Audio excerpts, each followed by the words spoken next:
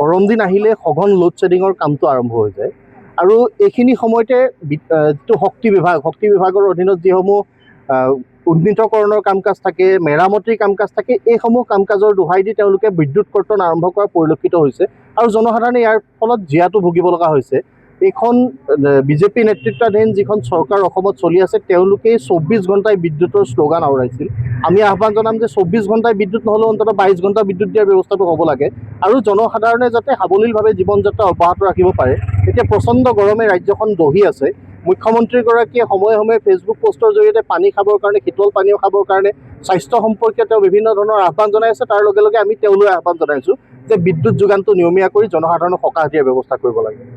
অসম ছাত্ৰ সন্থাৰ এটা বিশেষ শৈক্ষিক কৰ্মপন্থা, বিশেষ অভিনন্দন অনুষ্ঠান আৰু এই বৰ্ষত মাকুম অঞ্চলৰ পৰা হাইস্কুল শিক্ষান্ত পৰীক্ষা আৰু উচ্চতৰ মাধ্যমিক চূড়ান্ত পৰীক্ষাৰ কলা, বিজ্ঞান, বাণিজ্য শাখাত কৃতিত্ব সহকাৰে উত্তীৰ্ণ হোৱা ছাত্ৰ ছাত্ৰীসকলক অভিনন্দন জনোৱাৰ উদ্দেশ্যে মাকুম আঞ্চলিক ছাত্ৰ সন্থাই বিশেষ অভিনন্দন অনুষ্ঠান অনুষ্ঠিত কৰিছে।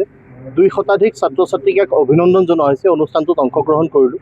মনোজ্ঞ অনুষ্ঠানটোত অংশগ্ৰহণ কৰি ছাত্ৰ ছাত্ৰীসকলৰ সৈতে মত বিনিময় কৰিলোঁ। শিক্ষাগুৰুসকলৰ আশীৰ্বাদ বুটলিলোঁ আৰু আমি আশা কৰোঁ যে আহিব লগা দিনৰ যাত্ৰাত ছাত্ৰ ছাত্ৰীসকলক এক সুৰক্ষিত শৈক্ষিক সংগ্ৰামত অৱতীৰ্ণ কৰিব পৰাকৈ এই অনুষ্ঠানসমূহে প্ৰেৰণা প্ৰদান কৰিব, তেওঁলোকক সাহস আৰু উদ্যম দিব আৰু আহিব লগা দিনৰ যাত্ৰাত তেওঁলোক প্ৰত্যেকেই সফল এজন মানুহ হিচাপে মানৱীয় প্ৰমূল্যবোধেৰে সৈতে নিজৰ জীৱনৰ যাত্ৰাত অগ্ৰসৰ হ'ব বুলি আমি তেওঁলোকলৈ শুভকামনা জ্ঞাপন কৰিছোঁ।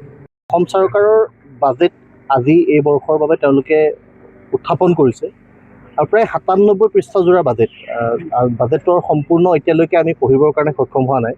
কিন্তু আমি ভাবোঁ যে বাজেটত যিসমূহ ঘোষণা হৈছে, বাজেটৰ ধন এই বৰ্ষত তেওঁলোকে গৌৰৱেৰে ঘোষণা কৰিছে যে 85% ব্যয় হৈছে।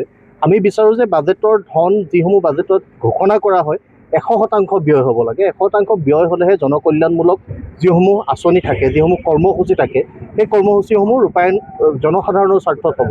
তাৰ লগে লগে যিসমূহ খণ্ডত তেওঁলোকে যিসমূহ ঘোষণা এই বাজেটত পুনৰবাৰ কৰিছে, বিশেষতঃ শৈক্ষিক ক্ষেত্ৰত বিশ্ববিদ্যালয়সকললৈ যিসমূহ অনুদান আগবঢ়োৱাৰ কথা কোৱা গৈছে, যিসমূহ স্বায়ত্তশাসিত মহাবিদ্যালয়লৈ অনুদান আগবঢ়োৱাৰ কথা কোৱা গৈছে, তাৎক্ষণিকভাৱে পুঁজিসমূহ মুকলি কৰি দিব লাগে আৰু প্ৰাথমিক পৰ্যায়ৰ পৰা আৰম্ভ কৰি শিক্ষাৰ ক্ষেত্ৰত নিৰ্ধাৰিত যিসমূহ বাজেটৰ পুঁজি, সেই পুঁজিসমূহ তাৎক্ষণিকভাৱে আবণ্টন দিয়াৰ ব্যৱস্থা কৰিব লাগে আৰু যিসমূহ নিবনুৱা যুৱক যুৱতীসকলক তেওঁলোকে অৰ্থনৈতিকভাৱে স্বাৱলম্বী কৰিবৰ কাৰণে CM ট্ৰিপুলৰ অধীনত বহুকেইটা ঘোষণা কৰিছে। এই ঘোষণাসমূহ শীঘ্ৰে কাৰ্যকৰী হ'ব লাগে আৰু ইয়াত কোনো ৰাজনৈতিক হস্তক্ষেপ থাকিব নালাগে। যিসমূহ প্ৰকৃতাৰ্থত উদ্যোগী হ'ব খোজা লোক আছে, সেইসকলক যাতে সেই সুবিধাসমূহ প্ৰদান কৰা হয়, যিসকলে নিজৰ এই মিছনটোত ষ্টেণ্ড আপ হ'ব পাৰে, তাৰ বাবে সেই গোটেই প্ৰক্ৰিয়াটো যাতে গতিশীল ৰূপত আগবঢ়াই নিয়ে, তাৰ বাবে আমি এইখিনি সময়ত আহ্বান জনাইছোঁ। ৰাষ্ট্ৰীয় শিক্ষানীতি নতুন ধাৰণাৰে সৈতে আগবাঢ়িছে আৰু ৰাষ্ট্ৰীয় শিক্ষানীতিৰ বলবৎ হোৱাৰ পৰৱৰ্তী পৰ্যায়ত অসমৰ সমস্যাটো আপোনালোকে দেখিছে যে 4 বছৰীয়া স্নাতক পাঠ্যক্ৰমত এডমিশ্যন দিয়া হ'ল। এতিয়া 3টা বছৰ পূৰ্বে 23 চনত যেতিয়া এডমিশ্যনটো দিলে, সেই সময়ৰ পৰা আৰম্ভ কৰি এতিয়া 4ৰ্থটো বৰ্ষত আহি উপনীত হ'ল।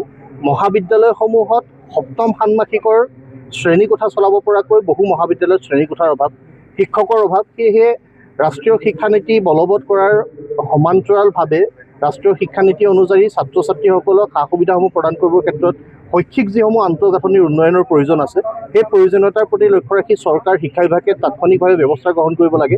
এই সন্দৰ্ভত আমি অসমৰ শিক্ষামন্ত্ৰী ডাঙৰীয়াৰ সৈতেও আলোচনাত মিলিত হৈছোঁ। তেওঁলোকেও যোগাত্মক দৃষ্টিভংগীয়ে গোটেই বিষয়টো আগবঢ়াই নিবৰ কাৰণে পৰিকল্পনা যুগুত কৰিছে আৰু আহিব লগা সময়খিনিত যাতে ছাত্ৰ ছাত্ৰীয়ে কেতিয়াও এনেকুৱা ধৰণৰ বিষয়বিলাকৰ কাৰণে কেতিয়াও নিজৰ শৈক্ষিক যাত্ৰাটোত জটি পেলাব নলগা নহয়, তেনেকুৱা এটা ব্যৱস্থাৰ মাজেৰে গোটেই প্ৰক্ৰিয়াটোক আগবঢ়াই নিবৰ কাৰণে চৰকাৰলৈ আমি আহ্বান জনাইছোঁ। চাওক, সদৌ অসম ছাত্ৰ সন্থাৰ সহকাৰী সাধাৰণ সম্পাদক, তিনিচুকীয়া জিলা ছাত্ৰ সন্থাৰ প্ৰতিনিধি সমৰজ্যোতি গোহাঁইৰ এটা বিশেষ গোচৰত কাৰাবন্দী হৈ থাকিব লগা হৈছে আৰু যিদিনাই ঘটনাটো সংঘটিত হৈছে, আমি সদৌ অসম ছাত্ৰ সন্থা স্তম্ভিত হৈছোঁ, আমি আশ্চৰ্য প্ৰকাশ কৰিছোঁ। এই ঘটনা অভাৱনীয়, অকল্পনীয় আৰু এই কথাটো আমি বিবেচনাই কৰিব নোৱাৰোঁ যে এনেকুৱা এটা বিষয়ৰ সৈতে তেখেত সাঙুৰ খাব। কিন্তু তাৰ পৰৱৰ্তী পৰ্যায়ত আইনে ব্যৱস্থা গ্ৰহণ কৰিছে আৰু তাৰ সমান্তৰালভাৱে সমৰজ্যোতি গোহাঁইও আইনৰ আশ্ৰয় লৈছে। আমি ভাবোঁ যে এই গোটেই বিষয়টো আইনী প্ৰক্ৰিয়াৰ মাজেৰে আগবাঢ়ি যাব, কিন্তু তাৰ সমান্তৰালভাৱে সমৰজ্যোতি গোহাঁই সদৌ অসম ছাত্ৰ সন্থাৰ সহকাৰী সাধাৰণ সম্পাদকৰ দায়িত্বত আছে। কি বিষয়বস্তুৰ লগত জড়িত হৈ তেখেতে এই গোটেই প্ৰক্ৰিয়াটোৰ সৈতে জড়িত হৈ পৰিল বা তেওঁক এই বিষয়টোৰ সৈতে সাঙুৰা হ'ল, এই গোটেই ঘটনাখিনি সন্দৰ্ভত সদৌ অসম ছাত্ৰ সন্থাইও আমি আভ্যন্তৰীণভাৱে নিজৰ সংগঠনৰ মজিয়াত আমি তদন্ত প্ৰক্ৰিয়া অব্যাহত ৰাখিম আৰু সেই তদন্তৰ তেওঁ সন্মুখীন হ'ব লাগিব। এতিয়া যিহেতু তেখেত কাৰাবন্দী হৈ আছে, যেতিয়াই তেখেত বাহিৰলৈ আহিব, তেখেত তদন্তৰ সন্মুখীন হ'ব। আমি ইতিমধ্যে সদৌ অসম ছাত্ৰ সন্থাৰ যোৱা 6 জুলাইত গুৱাহাটীত অনুষ্ঠিত হোৱা ৰাজ্যিক কাৰ্যনিৰ্বাহকৰ সভাই সদৌ অসম ছাত্ৰ সন্থাৰ উপসভাপতি নৱজ্যোতি ৰায়, উপসভাপতি নিতুল বৰা আৰু সহকাৰী সাধাৰণ সম্পাদক দীপক শৰ্মাক লৈ এখন 3জনীয়া আমি তদন্ত সমিতি গঠন কৰি দিছোঁ। এই তদন্ত সমিতিয়ে তিনিচুকীয়া জিলাত চৰজমিন তদন্ত কৰিব, সকলোৰে লগত কথা বতৰা পাতিব, জনসাধাৰণৰ মতামত গ্ৰহণ কৰিব আৰু গোটেই বিষয়টো সন্দৰ্ভত পুংখানুপুংখভাৱে তেওঁলোকে গোটেই প্ৰক্ৰিয়াটো তদন্ত কৰি আমাক এখন প্ৰতিবেদন দাখিল কৰিব আৰু সমৰ গোহাঁইও তেখেতৰ নিজৰ কথা বতৰাখিনি ইয়াত কোৱাৰ সুযোগ আৰু সুবিধা পাব। সেয়েহে গোটেই প্ৰক্ৰিয়াটো যিহেতু আইনী প্ৰক্ৰিয়াৰ মাজেৰে গৈ আছে, আইনৰ ওপৰত আমাৰ আস্থা আছে, বিশ্বাস আছে, আমি আইনৰ প্ৰতি আনুগত্যশীলে গোটেই প্ৰক্ৰিয়াটো আইনীভাৱেৰে আগবাঢ়িব। তাৰ সমান্তৰালভাৱে সদৌ অসম ছাত্ৰ সন্থাই নিজৰ সাংগঠনিক ব্যৱস্থাপনাৰ মাজেৰে আমি এই গোটেই বিষয়টো সন্দৰ্ভত আহিব লগা দিনত নিজৰ স্থিতি স্পষ্ট কৰিম। তেখেতৰ দায়িত্ব একে স্থানতে আছে। যিহেতু আমি কৈছোঁ যে তেখেতক তদন্তৰ সন্মুখীন হ'বৰ কাৰণে আমি নিৰ্দেশনা প্ৰদান কৰিম। যিহেতু তেখেত কাৰাবন্দী হৈ আছে, কাৰামুক্ত যেতিয়া তেওঁ হ'ব, নিশ্চিত ৰূপত তদন্ত সমিতিৰ সন্মুখীন হ'ব। তদন্ত সমিতিৰ প্ৰতিবেদনৰ ওপৰত ভিত্তি কৰি আমি পৰৱৰ্তী সময়ত আমাৰ নিজৰ সিদ্ধান্ত গ্ৰহণ কৰিম।